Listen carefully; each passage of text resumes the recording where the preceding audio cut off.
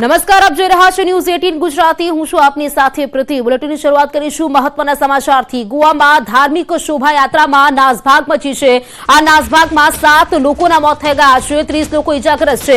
શિરગાંવમાં શ્રી લેરાઈ યાત્રામાં આ ઘટના બની છે। ઢાળમાં લોકો ઝડપથી ચાલતા આ બનાવ બન્યો છે। ઇજાગ્રસ્તોને ઉત્તર ગોવાની હોસ્પિટલમાં ખસેડવામાં આવ્યા છે।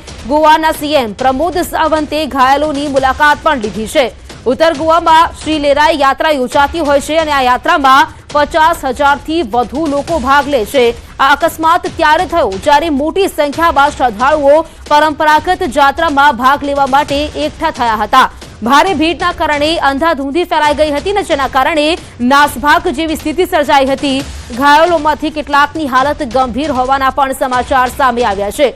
તો આ સમગ્ર ઘટનાને લઈને પીએમ મોદીએ ટ્વીટ કરી શોક વ્યક્ત કર્યો છે। તેમણે જણાવ્યું છે કે ગોવાના શિરગાંવમાં ભાગદોડમાં થયેલી જાનહાનિથી દુઃખી છું। ઇજાગ્રસ્તો જલ્દીથી સ્વસ્થ થાય તેવી પ્રાર્થના।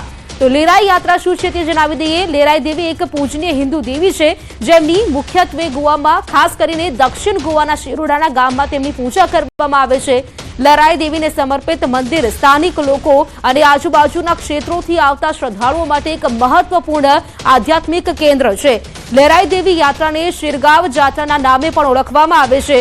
તો ગોવાનો એક મુખ્ય ધાર્મિક અને સાંસ્કૃતિક ઉત્સવ પણ માનવામાં આવે છે। તો શ્રી લેરાઈ યાત્રામાં આ ઘટના બની છે, જેમાં લગભગ 7 લોકોના મોત થઈ ગયા છે, 30 લોકો ઘાયલ છે, જેઓ હાલ સારવાર હેઠળ છે। આ શોભાયાત્રામાં 50,000થી વધુ લોકો ઉપસ્થિત હતા અને તે દરમિયાન ક્યાંક નાસભાગ મચી હોય તેવી સ્થિતિ સર્જાઈ હતી ને જેના કારણે 7 લોકો મોતને ભેટ્યા છે, 30 લોકો ઘાયલ હોવાના સમાચાર મળ્યા છે। આ તમામ લોકોને ગોવાના મુખ્યમંત્રી પ્રમોદ સાવંતે પણ તેમને મુલાકાત પૂછી અને ખબર અંતર પૂછ્યા છે। આ તમામ લોકોના જે યાત્રા હતી, આ યાત્રામાં લગભગ 50,000થી વધુ લોકો ઉપસ્થિત હતા તેવું પણ કહેવાય રહ્યું છે। આ મામલે પીએમ મોદીએ પણ ટ્વીટ કરી દુઃખ વ્યક્ત કર્યું છે। તો શ્રી લેરાઈ યાત્રા જેમાં લગભગ મોટી સંખ્યામાં લોકો ઉપસ્થિત રહેતા હોય છે ગોવામાં આજે યાત્રા છે તેને ખૂબ જ મહત્વપૂર્ણ માનવામાં આવે છે। ધાર્મિક અને સાંસ્કૃતિક રીતે પણ આ યાત્રાને ખૂબ જ માનવામાં આવે છે, જેમાં તમામ લોકો ઉપસ્થિત રહેતા હોય છે, મોટી સંખ્યામાં લોકો આ યાત્રામાં જોડાતા હોય છે। આ વખતે પણ આ જે યાત્રા છે શ્રી લેરાઈ યાત્રા તે યોજાઈ હતી ને જેમાં મોટી સંખ્યામાં લોકો ઉપસ્થિત રહ્યા હતા। જે સંખ્યા છે 50,000થી વધુ લોકો આ યાત્રામાં ઉપસ્થિત હતા। કહેવાય છે કે ઢાળ ઉતરતી વખતે ક્યાંક નાસભાગ મચી હોય તેવા દ્રશ્યો સર્જાયા અને જેના કારણે લગભગ 7 લોકોના મોત થઈ ગયા છે। इस दुखद घटना जो गोवा में पहली बार इस तरह की दुखद घटना हुई, इसलिए सरकार के 3 दिन के कार्यक्रम हम रद्द कर रहे हैं। मैं जिनके घर डेथ हुई है उनके प्रति संवेदना व्यक्त करता हूँ। તો ભર ઉનાળે રાજ્યમાં આજે માવઠું ત્રાટકશે। હવામાન વિભાગે આગાહી કરી છે 8થી 8 મે સુધી વરસાદ પડશે તેવી આગાહી છે। કેટલાક વિસ્તારોમાં ભારે પવન સાથે વરસાદ પડશે તેવી આગાહી છે।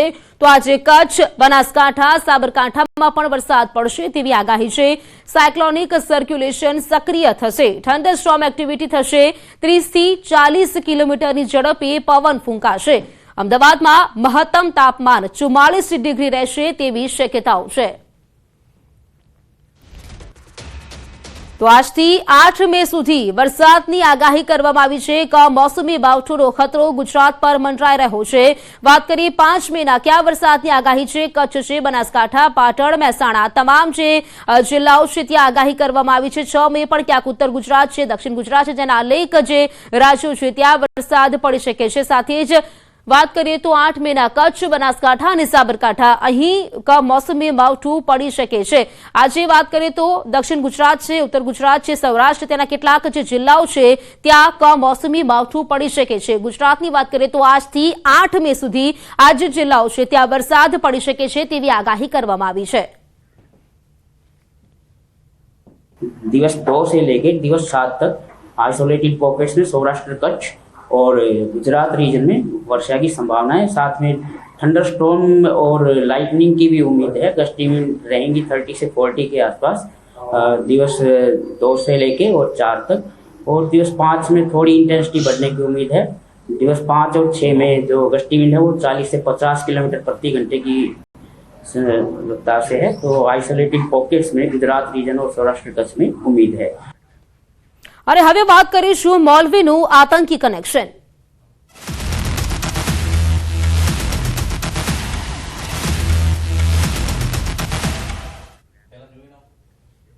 અમરેલીના ધારીના હિમખીડી પરાના મૌલવી મોહમ્મદ ફઝલ શેખનું પાકિસ્તાન કનેક્શન મામલે સૌથી મોટા સમાચાર સામે આવ્યા છે. વહેલી સવારે મૌલવીને એટીએસ અમદાવાદ લઈ આવી છે. મોબાઈલમાં ટેકનિકલ તપાસ બાદ સૌથી મોટો ઘટસ્ફોટ થવાની શક્યતાઓ છે. મૌલવીના મોબાઈલમાંથી પાકિસ્તાન, અફઘાનિસ્તાન, વોટ્સએપ, ટેલિગ્રામ જેવા ગ્રુપમાં શંકાસ્પદ ભૂમિકા સામે આવી શકે છે. સ્પેશિયલ ઓપરેશન બ્રાન્ચ બાદ હવે મૌલવીની તપાસ ગુજરાત એટીએસ કરી શકે છે. મદ્રેસા ચલાવતા મૌલવીની સામે સ્થાનિક વિસ્તારના લોકો છે તેમાં પણ નારાજગી હોવાની વાત જાણવા મળી રહી છે.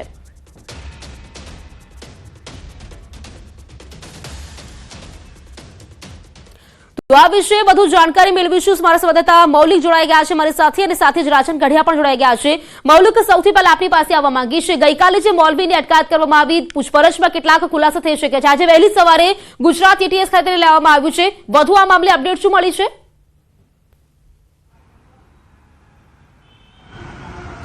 પ્રીતિ, ચોક્કસથી ધારીના હિમખીરડીપડા જે છે ત્યાંના મદ્રેસાના મૌલવી જે છે મોહમ્મદ ફઝલ શેખ, તેની શંકાસ્પદ ભૂમિકા હોવાના કારણે છેલ્લા કેટલાય સમયથી તે એટીએસની રડારમાં જ હતો. સ્થાનિક એસઓજીની ટીમ જે છે તેના દ્વારા પણ તેને અટકાયત કરી અને પૂછપરછ કરવામાં આવી હતી, પરંતુ તે દરમિયાન કેટલાક શંકાસ્પદ મેસેજ જે છે તે મળી આવ્યા હતા અને તેને જ પગલે આ બાબતની જાણ ગુજરાત એટીએસને કરવામાં આવી હતી. ગુજરાત એટીએસ એક્ટિવ થઈ અને આરોપી જે છે તેને પકડી લાવી અમદાવાદ ખાતે પૂછપરછ માટે લાવવામાં આવ્યા છે.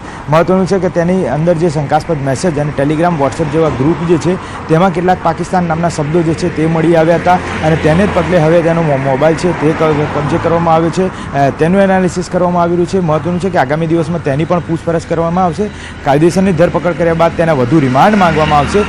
ત્યારે ખ્યાલ આવશે કે ખરેખર તેની હરકત કયા પ્રકારની હતી. તે છેલ્લા કેટલા સમયથી આ પ્રકારનું મૌલવી મદ્રેસા જે છે તે ચલાવતો હતો અને તેના કનેક્શનો જે છે તે કોની સાથે જોડાયેલા છે. બિલકુલ, મારી સાથે રાજન પણ જોડાયેલા છે. રાજન, વાત કરીએ અમરેલી ખાતે, ધારી ખાતે આ જે મૌલાના છે ત્યાં હતું મદ્રેસા ચલાવતું તેવું કહેવાય રહ્યું છે.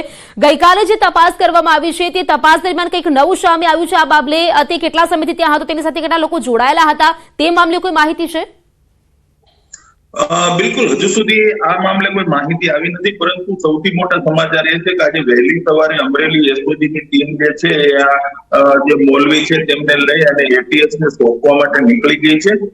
જે રીતે પોલીસ સૂત્રોમાંથી માહિતી મળી રહી છે તે મુજબ મૌલવીનો જે મોબાઈલ ફોન છે ગઈકાલે જ અમદાવાદ એટીએસ ને મોકલી દેવામાં આવ્યો હતો અને રાતભર કદાચ એની તપાસ પણ થઈ હોઈ શકે છે અને તેના કારણે જ મૌલવીને હવે એટીએસ બોલાવવામાં આવ્યો હોય તે પ્રકારની માહિતી છે. જે રીતે તેમના મોબાઈલમાંથી શંકાસ્પદ ગ્રુપો મળી આવ્યા છે તેમાં એમણે મેસેજની કેટલી હદે આપ-લે કરી છે તેમની પણ તપાસ થશે અને અત્યારે હાલ જે મૌલવી છે તેમને અમદાવાદ લઈ જવામાં આવી રહ્યો છે. રાજન, એવું પણ કહેવાયું છે કે ત્યાંના જે સ્થાનિક લોકો છે તેમનામાં પણ ક્યાંક ને ક્યાંક નારાજગી હતી, એટલે ક્યાંક ને ક્યાંક એવું પણ બની શકે છે કેટલાક કૃત્યો એવા હોઈ શકે છે, તે લોકોનું પણ ક્યાંક ને ક્યાંક ખબર હોઈ શકે છે, તેથી જ ક્યાંક સ્થાનિકોમાં નારાજગી હોય તે મામલે.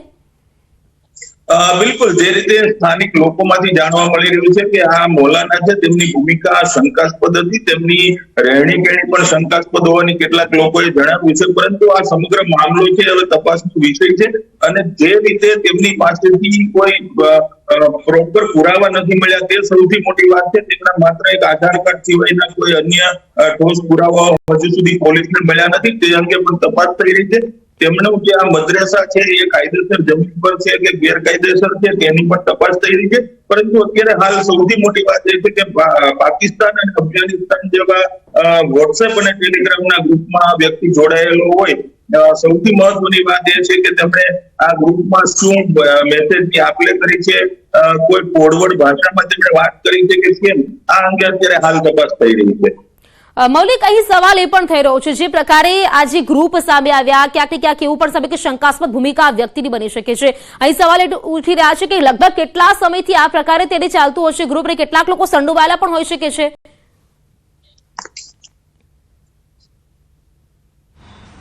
ચોક્કસ પ્રીતિ, છેલ્લા કેટલાય સમયથી આ પ્રકારના ગ્રુપમાં તે એક્ટિવ હોઈ શકે છે તેવું માનવાને અત્યારે હાલ કારણ એટલા માટે બને છે કારણ કે જ્યારે પણ આ પ્રકારના જે મૌલવી કક્ષાના જે હોય છે લોકો તેને એટલા માટે એક્ટિવ રાખવામાં આવે છે કારણ કે તે મદ્રેસામાં અનેક લોકોને તે બાબતની શિખામણ આપતો હોય છે, અનેક એવા જે ઉપદાન છે તે પણ આપતા હોય છે અને તેને જ પગલે તેની જે શંકાસ્પદ ભૂમિકા છે તે રોલ મોડલમાં દેખાઈ આવે છે અને ક્યાંક ને ક્યાંક એવું પણ માનવામાં આવે છે કે તેઓ અન્ય દેશ સાથે કનેક્શનમાં હોઈ શકે છે અને તેના દ્વારા તેનો પ્રચાર પ્રસાર જે છે તે પણ ફેલાવતો હોઈ શકે છે. આ તમામ બાબતની પૂછપરછ જે છે તે મોબાઈલ અને અન્ય જે પુરાવાઓ છે તેના આધારે ગુજરાત એટીએસ આગામી દિશામાં કરશે, પરંતુ તેની કાયદેસરની ધરપકડ કર્યા બાદ તમામ જે નવા ખુલાસાઓ જે છે તે મૌલવી તરફથી થઈ શકે છે અને ગુજરાત એટીએસ પણ આ બાબતે ચોક્કસથી નવો ખુલાસો ધરપકડ બાદ કરી શકે તેમ છે.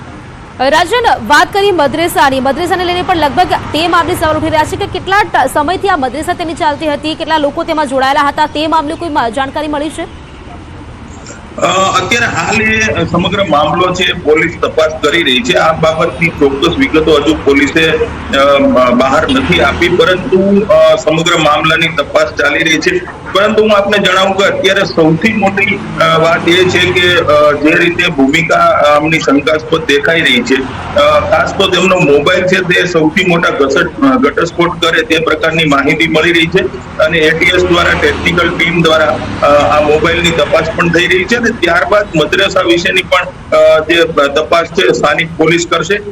ગઈકાલે પણ પ્રાંત અધિકારી અમરેલી જિલ્લા પોલીસ વડા સંજય ખરાત સહિતની ટીમ છે ઘટના સ્થળે પહોંચી હતી અને ધારીના જે હિમખીમરીપરામાં મદ્રેસા આવેલું છે ત્યાં ઝીણવટભરી તપાસ પણ કરવામાં આવી હતી.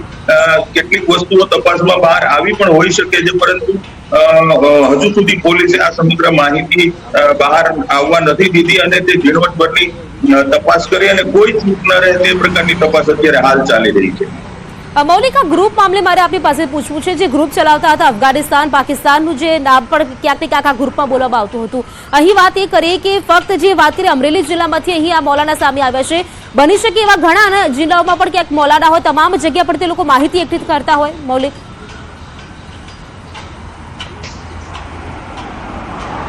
ચોક્કસથી અગાઉ જે રીતે આ પ્રકારની શંકાસ્પદ ભૂમિકા કરતા જે લોકો જે છે તેને ગુજરાત એટીએસ અને અમદાવાદ ક્રાઇમ બ્રાન્ચ પણ અગાઉ પકડી ચૂકી છે, ત્યારે આવા પાકિસ્તાની કનેક્શન ધરાવતા લોકો જે છે તેમની પાસેથી હથિયાર પણ કબજે કરવામાં આવે છે, મહત્ત્વના દસ્તાવેજી પુરાવાઓ પણ જે છે તે કબજે કરવામાં આવે છે. જ્યાં સુધી મારા ખ્યાલમાં છે ત્યાં સુધી ક્રાઇમ બ્રાન્ચ દ્વારા એક જમાલપુર વિસ્તારમાંથી એક મૌલવીની ધરપકડ કરવામાં આવી હતી. તેની પાસેથી પણ શંકાસ્પદ જે ચીજવસ્તુઓ છે તે મળી આવી હતી, જેમાંથી તેમના આધ્યાત્મિક પુરાણો જે છે તેના સાથે કેટલાક નફરત ફેલાવતા જે પુસ્તકો છે તે પણ કેવા મળી આવ્યા હતા. આ તમામ દસ્તાવેજી પુરાવા કર્યા હતા. એટલે ક્યાંય પણ આ ભૂમિકામાં મૌલવી જે છે તેની ચૂક ના રહી જાય તે માટે ગુજરાત એટીએસ અત્યારે હાલ તેને લાવી છે.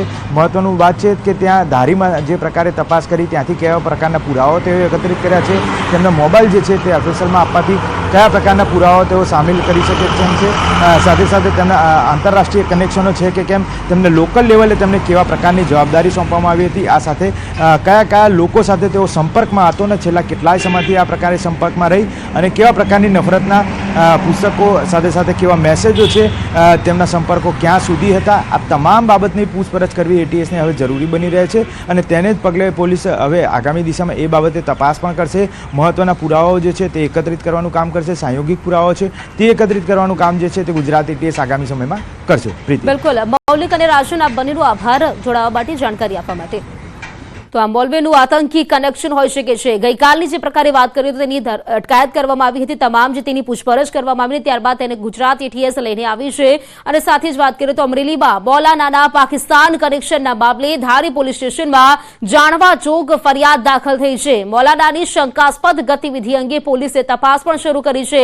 મૌલાના મોહમ્મદ ફઝલ શેખના મોબાઈલમાંથી મોટા ખુલાસા પાકિસ્તાન અને અફઘાનિસ્તાનના સોશિયલ મીડિયા ગ્રુપ પણ મળી આવ્યા છે. એસઓજીની ટીમે મોબાઈલ કબજે કરી વધુ તપાસ હાથ ધરી છે. મૌલાના ધારીમાં કેટલા સમયથી રહેતો હતો, કોને મળતો હતો તે અંગે તપાસ કરવામાં આવી રહી છે. પાકિસ્તાનમાં કોઈ કનેક્શન છે કે કેમ તે દિશામાં પણ પોલીસ સક્રિય થઈ છે. ધારીના હિમખીમરીપરાની મદ્રેસામાં તપાસ તેજ થઈ છે. ધારી પ્રાંત અધિકારી અને મામલતદારની ટીમે પણ તપાસ કરી છે. આ મદ્રેસાની જગ્યા ગેરકાયદે છે કે કેમ તે દિશામાં પણ વહીવટી તંત્ર દ્વારા તપાસ હાથ ધરવામાં આવી છે. કરવામાં આવી હતી ત્યારે આધાર કાર્ડ સિવાય એમની પાસે કોઈ આઈડેન્ટિટી અથવા સિટીઝનશીપના પ્રૂફ નહોતા, જે અત્યારના જોતા એમની પાસેથી એમના પાસપોર્ટ અને એક બે બીજા ડોક્યુમેન્ટ છે મળેલા છે, જેમની ખરાઈ પણ અત્યારના ચાલુ છે. વોટ્સએપ ગ્રુપોમાં એ બીજા જે પાકિસ્તાન અને અફઘાનિસ્તાનના છે વોટ્સએપ ગ્રુપોમાં જોડાયેલા છે એમની પણ માહિતી મંગાવવામાં આવેલી છે અને આગળ જે ફોન છે એ ટેકનિકલની જે ટીમ છે એમને મોકલવામાં આવેલું છે. બધી તપાસ ચાલી રહી છે, એમણે બીજી કઈ જગ્યાએ રહેલા હતા અને એમણે શું પ્રવૃત્તિ કરી છે એ જેમ જેમ તપાસ આગળ વધશે એમ ખબર પડતી જશે. તો સુરતમાં 13 વર્ષના વિદ્યાર્થીને લઈને ભાગી ગયેલી શિક્ષિકાનું વડોદરા કનેક્શન. અલકાપુરીના ગેસ્ટ હાઉસમાં બંને રોકાયા હતા. ગેસ્ટ હાઉસમાં શિક્ષિકાએ માસૂમ સાથે શરીર સંબંધ બાંધ્યો હતો. ભાણેજ છે, પાવાગઢ જવાનું છે તેમ કહી ફોટા સાથેનું આઈ કાર્ડ રજૂ કર્યું હતું. ગેસ્ટ હાઉસમાં બંને એક જ રૂમમાં રહ્યા હતા. સુરત પોલીસને ચકમો આપવા શિક્ષિકાએ બદલેલો નંબર વડોદરા પોલીસે શોધી આપ્યો છે. સયાજીગંજ પોલીસે આપેલા નવા નંબર પરથી સુરત પોલીસે એક શિક્ષિકાને ઝડપી પાડી છે. જાણકારી સાથે સંવાદદાતા હાર્દિક જોડાઈ ગયા છે. હાર્દિક, શિક્ષિકા અલકાપુરીના ગેસ્ટ હાઉસમાં રોકાઈ હતી, વધુ જાણકારી આ મામલે શું મળી રહી છે વડોદરા કનેક્શન મામલે? બિલકુલ બીજા સુરતની ઘટનાની વાત કરીએ તો આપની સામાજિક વ્યવસ્થાને સવાલોના ઘેરામાં ઉભી કરી દીધી છે. હવે આ જે ઘટના આખી બની હતી તેમાં ચોંકાવનારો ખુલાસો વધુ થયો છે કે વડોદરા શહેરનું કનેક્શન સીધું આમાં સામે આવી રહ્યું છે. સુરતથી ભાગ્યા બાદ આ જે શિક્ષિકા છે તે 13 વર્ષના માસૂમને લઈને વડોદરા ખાતે આવી હતી. અલકાપુરી વિસ્તારમાં ગેસ્ટ હાઉસ આવેલું છે, ત્યાં તેઓ રોકાયા હતા. ઉલ્લેખનીય બાબત છે કે જ્યારથી તેઓ ફરાર થયા હતા ત્યારથી જે પોલીસની નજર જે છે તે બંને પર હતી અને પોલીસે મોટાભાગના જે સીસીટીવી કેમેરા છે આખા રૂટ પરના તે ખુંદી લીધા હતા. ત્યારે આ મામલો જે છે તે વડોદરા સયાજીગંજ પોલીસ સુધી પહોંચ્યો હતો, કારણ કે વડોદરા રેલવે સ્ટેશન અને ડેપો ખાતે પણ તપાસ કરવાની હતી. ત્યારે સયાજીગંજ પોલીસે રેલવે સ્ટેશન અને એસટી ડેપોના સીસીટીવી ફૂટેજ જે છે તેની ચકાસણી કરી હતી.